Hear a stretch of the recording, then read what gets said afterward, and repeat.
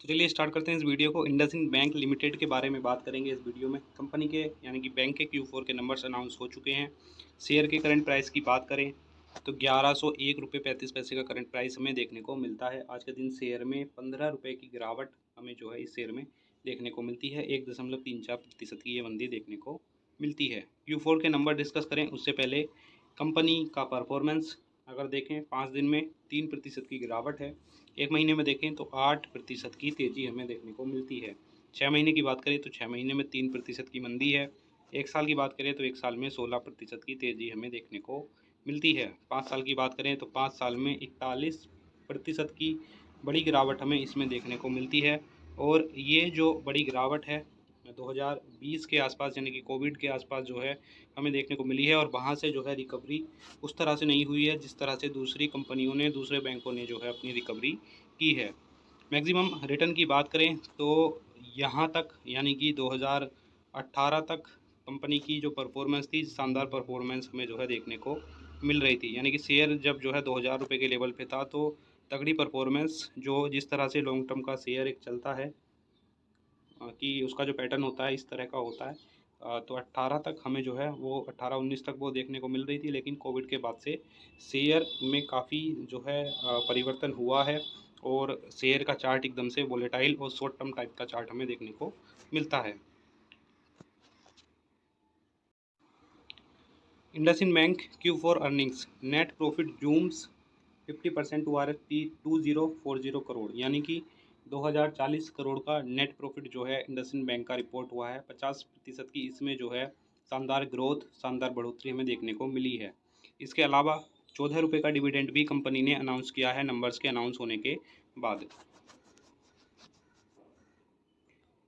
तो इंडसइंड बैंक ने एस्टीमेट को यहाँ पे बीट किया है। एस्टीमेट बीट होने का मतलब ये है कि शेयर में जो है यानी कि तेज़ी जो है हमें देखने को मिल सकती है। 2040 करोड़ का कंपनी ने नेट प्रॉफिट रिपोर्ट किया है। एक चीज़ मैं यहाँ पे कहता चलूँगा कि ये जो नंबर्स हैं ये स्टैंड अलोन नेट प्रॉफिट की हम बात कर रहे हैं। एक स्टैंड अलोन होता है नंबर्स में और एक कंसोलिडेटेड होता है। कंसोलिडेटेड में जो उसकी सब्सिडरी कंपनी होती हैं या जो भी और छोटी कंपनियां उसके अंडर में होती हैं, उन सब का सब जोड़ घटाकर जो प्रॉफिट बनता है उसको कंसोलिडेटेड बोलते हैं। और स्टैंड अलोन बोलते हैं यानी कि जो इंडसइंड बैंक जो सिर्फ अपना कामकाज संभाल रहा है उसको, उसमें जो भी नंबर्स उसके हैं उसको स्टैंड अलोन जो है कहते हैं। यानी कि सिंगल कंपनी को स्टैंड अलोन और मल्टीपल कंपनी एक ही कंपनी के अंडर में तो कंसोलिडेटेड उसको बोला जाता है। तो यहाँ पे क्या है 50% के आसपास तक की तेज़ी इसमें देखने को मिली है। ब्रोकरेज हाउस ने 43.3% का बाई ऑन बाई राइज यहाँ पे एक्सपेक्ट किया था, प्रिडिक्ट किया था। उससे 7% ज़्यादा जो है हमें अभी के समय में देखने को मिला है। यानी कि बढ़िया परफॉर्मेंस जो है हमें बैंक की तरफ से देखने को मिली है। नेट इंटरेस्ट इनकम की बात करें तो 4,669.46 करोड़ जो है देखने को मिला है। इसमें भी राइज हुआ है 17% राइज इसमें बाई ऑन बाई के हिसाब से देखने को मिलता है। डिविडेंड 14 रुपये का है, हम पहले ही जो है इसको बता चुके हैं।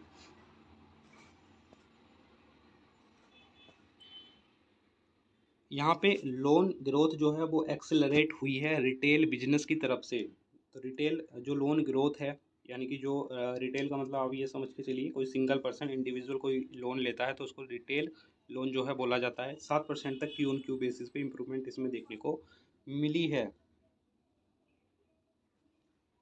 Improving share of retail loans at 54%, यानी कि जो रिटेल लोन गिरो है 7% जो है Q-on-Q पे बढ़ा है। और ये इम्प्रूव करता है जो रिटेल लोन है वो, यानी कि टोटल लोन का जो 54% है वो रिटेल लोन तक जो है, यानी कि 54% तक जो है रिटेल लोन अभी के समय में पहुंच गया है। मिड एंड स्मॉल कॉरपोरेट की तरफ से भी 7% का Q-on-Q बेसिस पे जो है जंप है लोन में। लार्ज कॉरपोरेट की तरफ से 5% का Q-on-Q जो है बढ़ोतरी इसमें देखने को मिलती है। और फी इनकम की बात करें तो ये 27% बाई ऑन बाई के हिसाब से और 8% Q-on-Q हिसाब से बढ़ती हुई नज़र हमें आई है।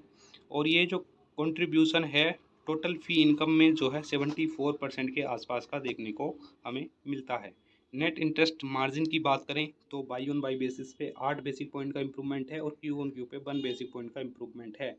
और अभी के समय में जो नेट इंटरेस्ट मार्जिन है 0.28% के आसपास देखने को मिलता है। रिटर्न ऑन एसेट्स ROA भी इम्प्रूव हुआ है 39 basic point Y on Y and 3 basic point Q on Q to 1.90% के आसपास का रहा है।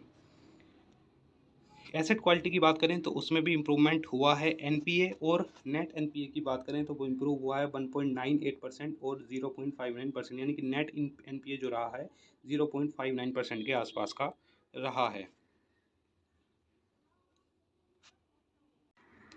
कुल मिला के जो बैंक के नंबर्स रहे हैं, कमाल के नंबर्स रहे हैं, शानदार परफॉर्मेंस रही है। शेयर पे कुछ ना कुछ इफेक्ट हमें देखने को मिलेगा। आज जो है भले ही 15 रुपये की गिरावट हमें देखने को मिली है बैंक के शेयर में, लेकिन कल हो सकता है इंडसइंड बैंक का शेयर जो है हमें कुछ चढ़ता हुआ दिखाई दे जाए। तो जो भी इन्वेस्टर हैं कंटिन्यू कर सकते हैं। किसी भी तरह की दिक्कत परेशानी जो है नंबर्स को लेके हमें इसमें जो है देखने को अभी के समय में नहीं मिलती है।